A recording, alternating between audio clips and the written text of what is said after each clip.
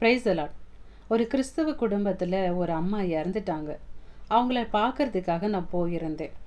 அவங்க பிள்ளைங்க, மருமகள்கள்லாம் என்ன பேசிகிட்டு இருந்தாங்கன்னா, இவங்களுக்கு புடவை எடுக்கணும், அவங்க நமக்கு புடவைய கொடுக்கணும், வீடு எப்படி பெருக்கணும், ஒரு மரண வீட்டில் வீடு எப்படி பெருக்கணும் அப்படின்னு சொல்லிட்டு கூட முறையாக பேசிகிட்டு இருந்தாங்க. சாங்கியம், சம்பிரதாயம் எல்லாம் பேசிகிட்டு இருந்தாங்க.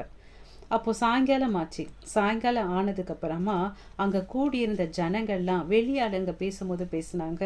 காலையிலேருந்து அவங்க எனக்கு உடம்பு சரியில்லை, மறிச்சவங்க எனக்கு உடம்பு சரியில்லை, எனக்கு உடம்பு சரியில்லை, என்னை ஹாஸ்பிட்டல் கூட்டிகிட்டு போங்கன்னு சொன்னாங்க.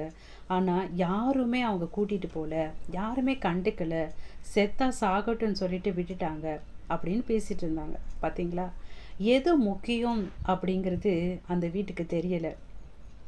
உயிரோடு இருக்கிறவங்கள முதல்ல அவங்களுக்கு உடம்பு சரியில்லைன்னா ஹாஸ்பிட்டலுக்கு தான் அவங்கள கூட்டிகிட்டு போகணும், அவங்களுக்கு நம்ம உதவி செய்யணும், உயிரை காப்பாற்றுறது தான் ரொம்ப ரொம்ப முக்கியம்னு சொல்லிட்டு அவங்களுக்கு தெரியலை.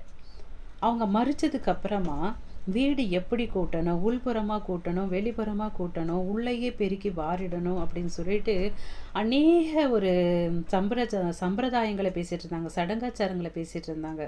ஒரு கிறிஸ்தவ வீட்டுக்குள்ளே நடக்கிற ஒரு அவலங்களை பார்க்கும்போது ரொம்ப வேதனையாகவும் ரொம்ப கஷ்டமாகவும் இருந்தது. இன்னும் கிறிஸ்தவ குடும்பத்தில் கூட இப்படியெல்லாம் நடந்துக்கிறாங்க.